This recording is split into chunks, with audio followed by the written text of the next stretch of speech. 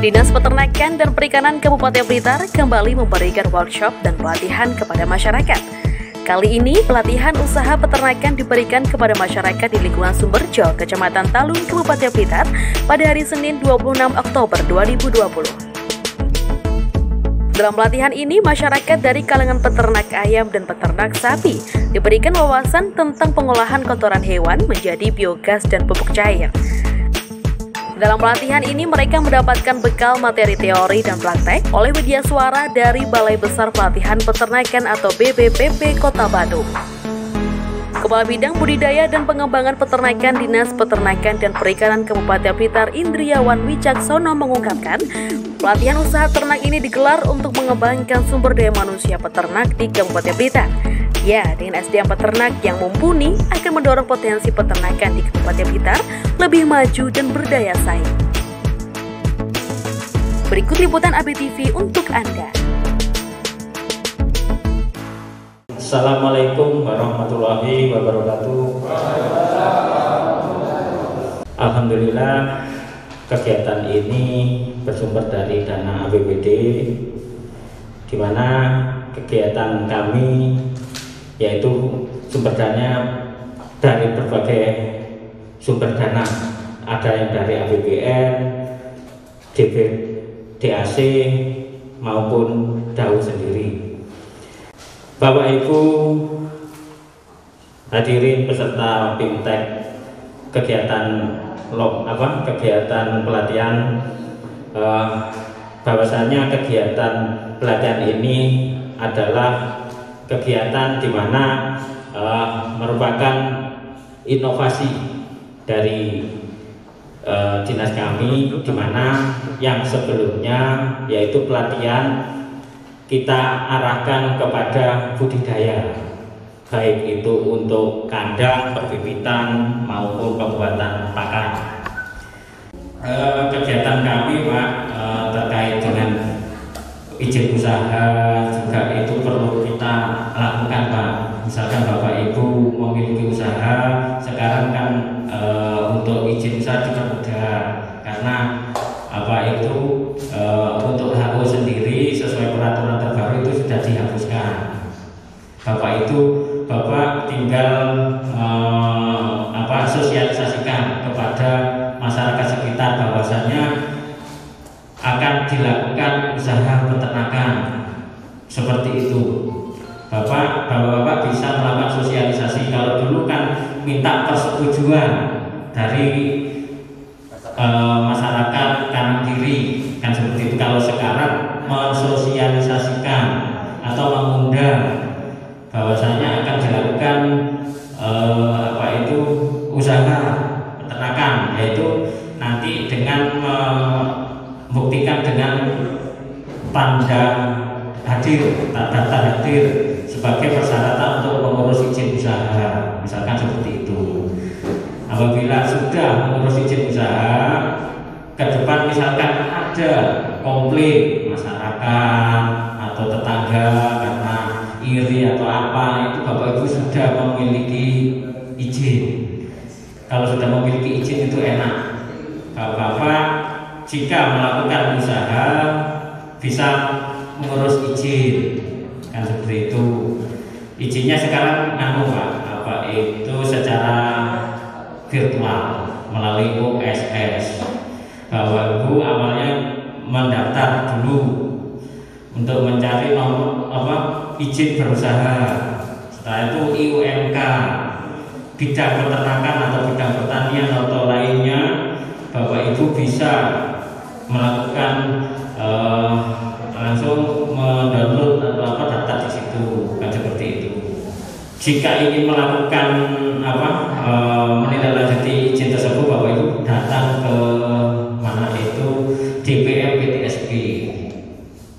Nanti DPM PTSP menghubungi kami bahwasanya ada masyarakat yang ingin mengajukan izin. Nah, terus kami ke lapangan, tinjau lapangan, apakah layak dikeluarkan izin apa tidak, kan seperti itu. Itu Pak, informasi dari kami. Sedangkan informasi lainnya, Bapak-bapak bila menginginkan adanya pelatihan ataupun bantuan ternak berupa kambing, sapi ataupun yang lainnya, bisa mengusulkan melalui musrenbang. Setiap tahun itu kan ada kegiatan musrenbang di tingkat RT, RW, lalu dipilih yang secara prioritas itu yang diusulkan, kan seperti itu. Nanti dibawa ke Bapeda tingkat kabupaten dan seperti itu, Pak. Bapak Ibu bisa mengusulkan baik itu hibah kambing maupun sapi, kan seperti itu. Selain itu, Bapak Ibu juga bisa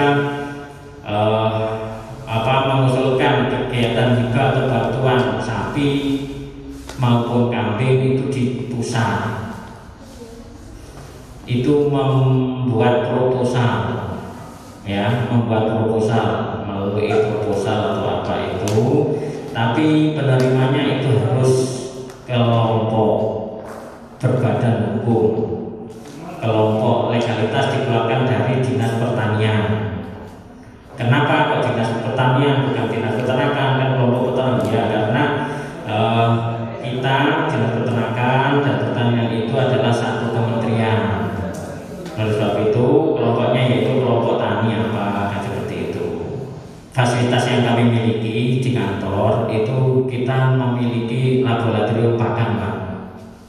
Misalkan Bapak Ibu ingin melakukan uji produk pakan yang mau diberikan ke ternaknya, itu sudah sesuai dengan nutrisi yang dibutuhkan apa tidak, itu Bapak bisa melakukan uji lab di kami. Karena dari jumlah laboratorium pakan yang ada di Indonesia itu sebanyak kurang lebih 18. Itu kita ada salah satunya, dan dari 18 tersebut ada 5 laboratorium pakan yang sudah mempunyai kewenangan untuk mengeluarkan mutu pakan atau kan. Itu salah satunya adalah ya di Blitar. 5 tersebut yaitu ada yang di Surabaya, Dinas Provinsi, langsung Blitar sendiri, di kami Dinas Peternakan, juga Bekasi, serta satunya di Semarang kalau nggak salah, kurang satunya lagi di Bogor. Oleh sebab itu Bapak Ibu bisa memanfaatkan fasilitas yang ada, tapi ya misalkan untuk mengenaikan protein, Bapak Ibu membayar retribusi, Pak, sebesar 50.000, kan seperti itu. Sebab misalkan kebutuhan pakan untuk ternak layer itu kan minimal 18. Itu kalau kurang dari 18 kan ya kurang baik untuk diberikan. Contohnya seperti itu, Pak. Takutnya mewah tapi kebutuhan untuk nutrisi kurang tercukupi. Bapak Ibu bisa memanfaatkan fasilitas yang ada. Dan terkait pelatihan ini, kita rencananya yaitu kita adakan 1 kali pertemuan, Pak, atau satu angkatan. Akan tetapi karena musim pandemi, kita jadikan 2, satu di Talojini dan satunya lagi di Gandusari, tepatnya di kecamatan, yaitu dilaksanakan pada hari ini tanggal 26 dan besok tanggal 27 bertempat di Kecamatan Gandusari. Sedangkan pelatihan pada hari ini yaitu pengolahan kotoran limbah dan apa lagi? Pengenalan biogas serta pembuatan pestisida nabati, kan seperti itu. Semoga dengan adanya pelatihan ini bisa membawa manfaat bagi bapak-bapak dalam berwirausaha. Mungkin dengan mengucapkan Bismillahirrahmanirrahim, pelatihan pengolahan kotoran ternak kita nyatakan dibuka.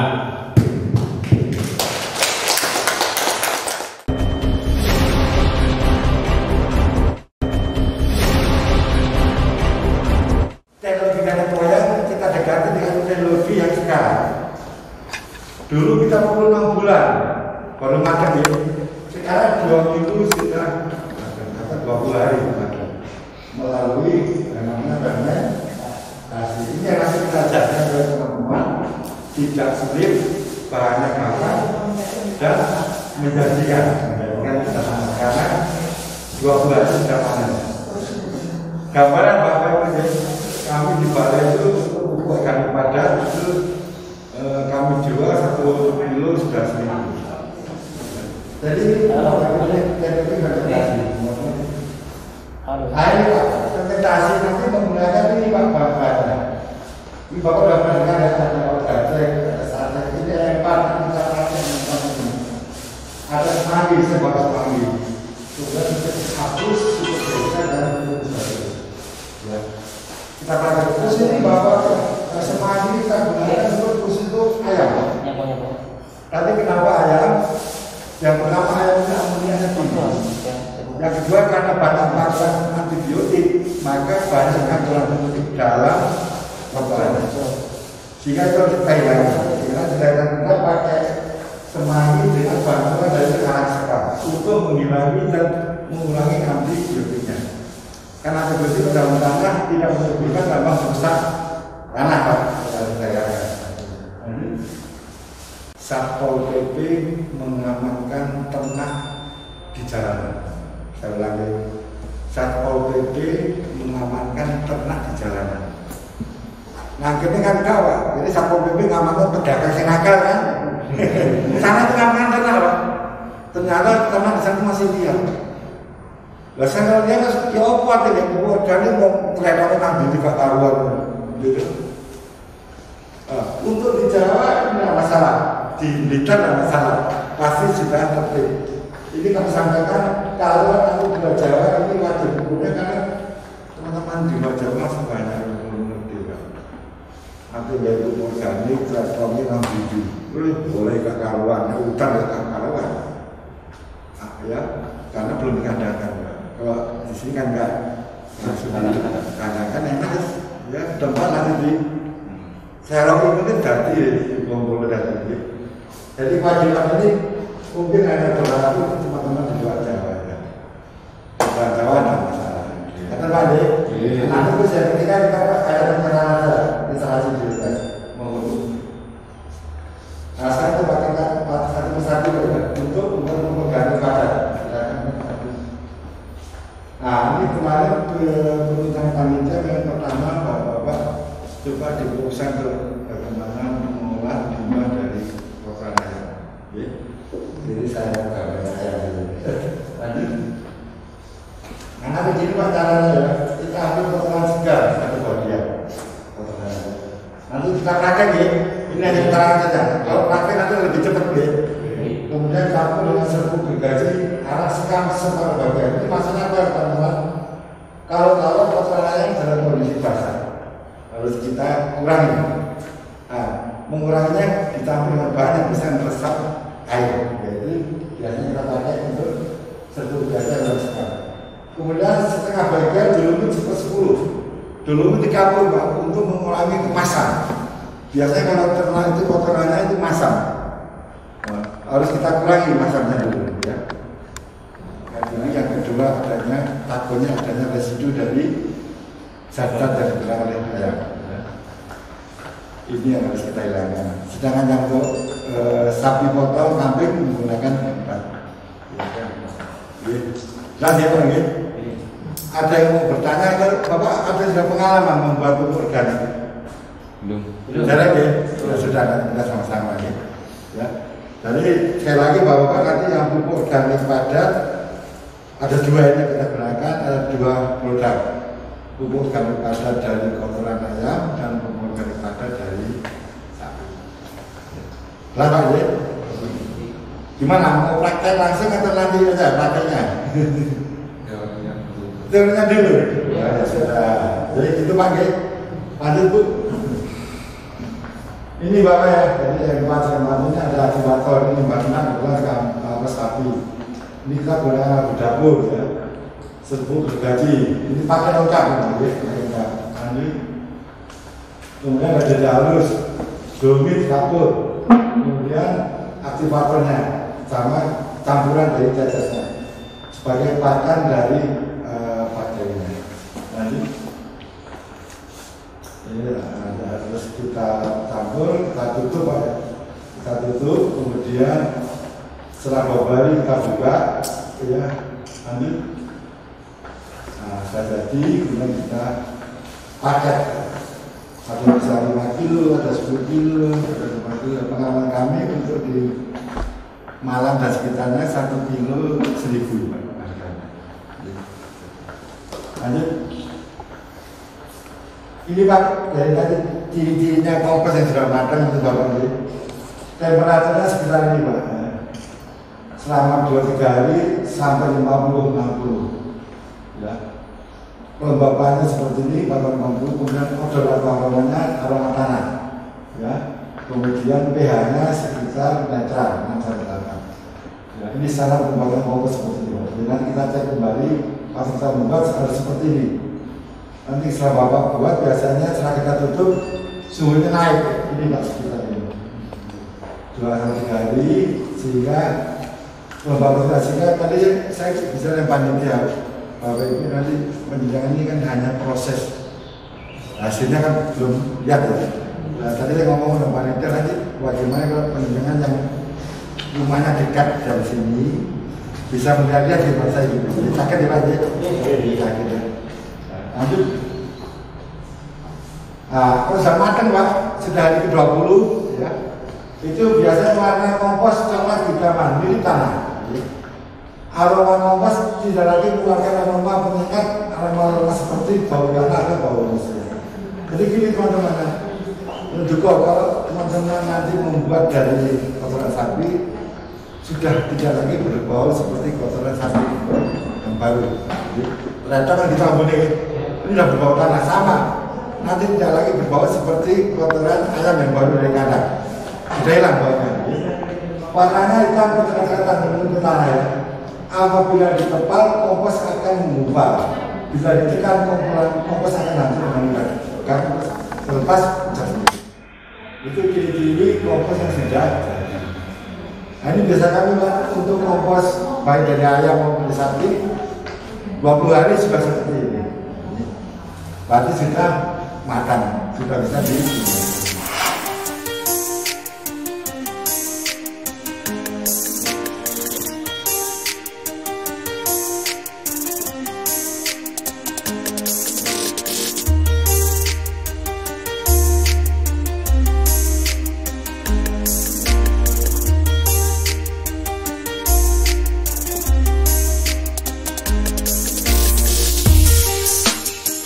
Insinyur Teguh Wibowo selaku Widyaswara dari BBPP Kota Batu dalam pelatihan usaha peternakan ini menyampaikan beberapa materi kepada peserta.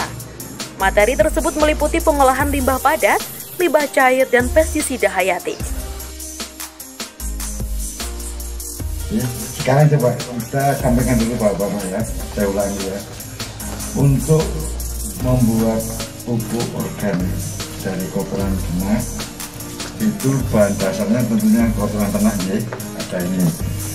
Kemudian bahan untuk mengurangi kadar air ya. Karena harus ada persyaratannya, jangan sampai kadar airnya di atas 60%. Harus kita campur dengan zat atau bahan yang bisa menyerap air. Nah, yang dipakai adalah arang sekam menyerap air. Kemudian juga kita harus mengurangi pH-nya, kemasanannya. Ya. Nah, kita menggunakan kapur pertanian ini juga. Ya.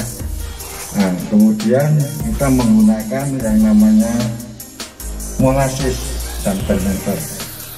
Molasis itu apa bahasa dari Pak?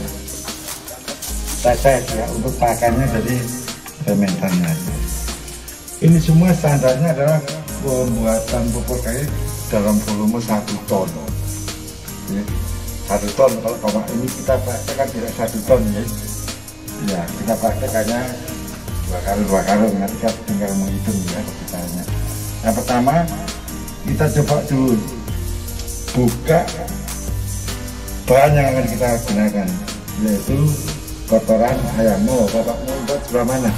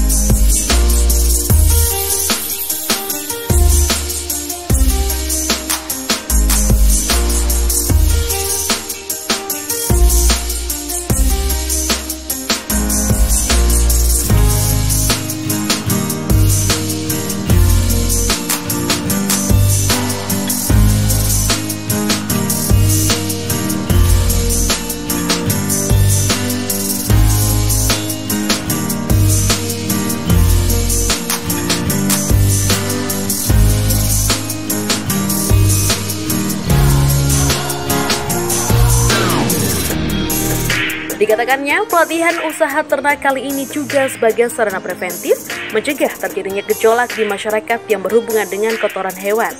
Proses pembuatan pupuk organik tidaklah sulit. Dengan pendekatan teknologi fermentasi, pupuk organik bisa selesai dibuat hanya dalam waktu 20 hari saja. Banyak sekali keunggulan dari pupuk organik. Selain aman untuk kesehatan, kualitasnya juga tidak kalah dengan pupuk kimia.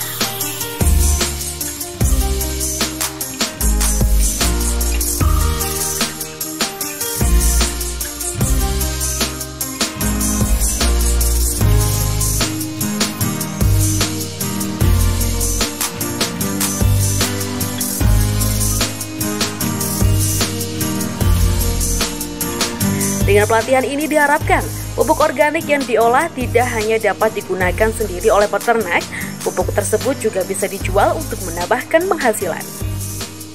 Limbah yang kita olah limbah padat, limbah cair dan tambahan bagaimana membuat pestisida hayati. Semuanya bernuansa organik. Pentingnya organik untuk peternakan di era sekarang apa sih Pak? Jadi gini Pak, kita sekarang kan jadi masalah untuk teman-teman pertanian kesulitan mendapatkan pupuk anorganiknya, mahal harganya, sulit, sehingga penelitian kita bagaimana itu diganti dengan pupuk organik. Sementara teman-teman di peternakan adalah sumber utama pupuk organik dari kotoran ternaknya, dari urin ternaknya, semua menjadi pupuk organik padat dan cair. Jadi, proses mengolah dari materi itu untuk apa? Jadi pupuk organik itu sudah tidak sih Pak? Tidak sulit Pak. Hanya kami sampaikan kepada teman-teman peternak, karena kotoran ternak itu masih masam, ada zat untuk menetralisir. Kemudian supaya cepat, selama ini kan kalau teman-teman bapak-bapak kita kan dulu kan sampai 6 bulan, sekarang hanya 20 hari pakai pendekatan teknologi M4 atau fermentasi biasanya gitu. Ya. Memang pertama gini Pak, banyak yang menyalahkan bahwa kemudian pupuk organik itu bisa mengalahkan pupuk kimia. Tidak. Jadi pupuk organik berdampingan dengan pupuk kimia. Nah, sehingga pada saatnya nanti pelan-pelan pupuk organik akan mengganti fungsi dari pupuk kimia. Nah, kemudian hasilnya memang selama ini kan sekarang para konsumen sudah mulai memikirkan kesehatan. Ya, kita tahu bahwa dalam penggunaan pupuk kimia itu sama pestisida biasanya mengandung residu-residu yang berbahaya untuk kesehatan, sehingga diambil alih oleh pupuk organik yang notabene tidak ada residu yang membuat mengganggu kesehatan kita. Gitu. Jadi tanpa residu. Ya. Kalau hasil produknya sama. Ya. Tujuan pelatihan ini adalah untuk menambah wawasan dari peternak kita, karena peternak kita yang banyaknya luar biasa, yaitu ada peternakan kambing, sapi maupun ternak. Karena kotoran sendiri selama ini malah membuat masalah tersendiri. Dengan adanya pelatihan pengolahan kotoran diharapkan bisa menyelesaikan masalah terkait keresahan masyarakat. Biasanya di sekitar lingkungan ternak itu kan timbul gejolak karena adanya bau, lalat dan lainnya kan seperti itu. Dengan kemampuan dari peternak bisa mengolah kotoran, diharapkan salah satu masalah yang timbul dari kegiatan usaha tersebut bisa diselesaikan. Karena anggaran kita yang terbatas untuk pelatihan kali ini kan untuk tahun ini ada 2 kali kegiatan, yaitu yang satu besok tanggal 27, yang sekarang di Talun, besok di Gandosari, karena selain permintaan dari warga, itu juga karena kita memang sistemnya kita pilih warga yang sering ada timbul gangguan atau apakah seperti itu, kan tidak kurang dari 2 atau 3 per bulan itu ada warga yang mengadu karena adanya gangguan timbul gangguan ternak itu, bau dan lalat. Nanti dibuat untuk pupuk, kita olah oleh kita datangkan narasumber dari Balai Besar Pelatihan Batu, di mana pupuk tersebut nanti bisa dijual, dikemas kan seperti itu. Karena selama ini kotoran hanya dibuang saja, itu pun menimbulkan bau kan seperti itu. Untuk sumber anggarannya sendiri Pak dari mana Pak? Oh ya, untuk sumber anggaran sendiri itu dari APBD, dari APBD Kabupaten Blitar, di mana Dinas Peternakan dan Perikanan sendiri itu kan mengelola dari APBN, dari DAC, dari DAK, dan APBD sendiri. Dan untuk kegiatan ini adalah bersumber dari APBD atau DAU. Berapa hari Pak ini? Kegiatan ini kita adakan 2 angkatan, yaitu pada hari ini dan besok. Dan pada pelatihan tersebut itu diberikan teori sampai nanti sampai zuhur. Setelah isoma dilanjutkan dengan praktek seperti itu. Peserta dibatasi ya Pak? Karena dengan adanya masih pandemi ya, itu kan peserta kita batasi, yaitu sebanyak 20. Yang sebelumnya setiap pelatihan itu minimal kita itu mendatangkan peserta kurang lebih 40, karena masih pandemi kita mengundang peserta hanya 20. Itu pun dengan protokol kesehatan, bapak-bapak kita untuk kelasnya itu jaraknya kurang lebih masih 1 meter, juga pakai face shield, pakai hand sanitizer, dan lainnya juga dilakukan cek suhu termogan sebelum mengikuti kegiatan tersebut.